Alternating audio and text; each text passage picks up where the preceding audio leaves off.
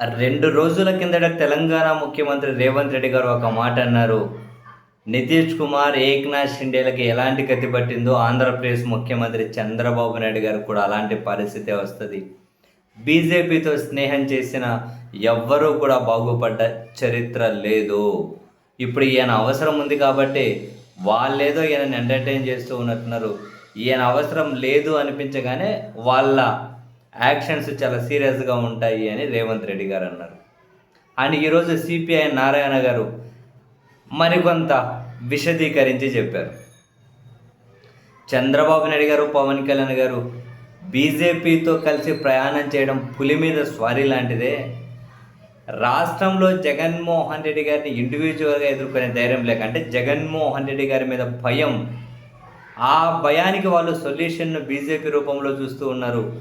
అలా చూడడంలోనే వీళ్ళెళ్ళి పులి నోట్లో తలకాయ పెడుతూ ఉన్నారు. అది తినేక మానదు వీళ్ళను. ఇక్కడ ఆంధ్రప్రదేశ్లో వాళ్ళకేమీ పెద్దగా బలం లేకపోయినా కేంద్రంలో బలం ఉంది కాబట్టి కేంద్ర సహకారం కావాలని చెప్పి చంద్రబాబు, పవన్ కళ్యాణ్ వాళ్ళ నీడలో ఉన్నారు. వాళ్ళ మీద పులి మీద స్వారీ చేస్తూ పులి నోట్లని తలకాయ పెడుతూ ఉన్నారు. ఎందుకంటే జగన్ భయం వెంటాడుతూ ఉంది. ఇప్పటికిప్పుడైతే బీజేపీకి కూడా కేంద్రంలో వీళ్ళ అవసరం ఉంది కాబట్టి వీళ్ళ విషయంలో ఇంకా కొంచెం బీజేపీ అసలు వాళ్ళ యాక్షన్ను మొదలెట్టలేదు. ఒకవేళ బీజేపీ అవసరం తీరిపోతే వీళ్ళ పరిస్థితి ఎట్లుంటుందో మనం ఊహించుకోవచ్చు అని చెప్పి కూడా నారాయణ గారు అన్నారు. అలా అంటూనే అసలు బీజేపీ ప్రతి మాటకు వీళ్ళు తలూపుతూ ఉంటే, మరీ ముఖ్యంగా అంత ఎక్స్పీరియన్స్ ఉన్న చంద్రబాబు నాయుడు గారు తల ఊపుతుంటే నాకు ఆశ్చర్యం అనిపిస్తుంది. ఇంత గుడ్డిగా, ఇంత బలహీనంగా వీళ్ళు ఎందుకు తయారయ్యారు అంటే అదిగో మళ్ళీ జగన్ భయమే. మహిళా బిల్లు ఆల్రెడీ ఆమోదం పొందింది అని, అది అమలు చేయడమే మిగిలింది అని చంద్రబాబు గారికి తెలియదా? డీలిమిటేషన్ బిల్లును ఆమోదింపజేసుకోవాలని చెప్పి మహిళా బిల్లు ముసిగేసుకొని వస్తే వీళ్ళు దానివల్ల రాష్ట్రానికి అన్యాయం జరుగుతుంది అన్న, దక్షిణ భారతదేశానికి అన్యాయం జరుగుతుందన్న, దానికి మద్దతు ఇచ్చిన వీళ్ళని చూసి జాలిపడాల్సిన అవసరం ఉంది. ఎందుకు ఇంత దారుణంగా వీళ్ళు బలహీనమైపోతూ ఉన్నారు? కేవలం జగన్మోహన్ రెడ్డి గారి భయమేనా?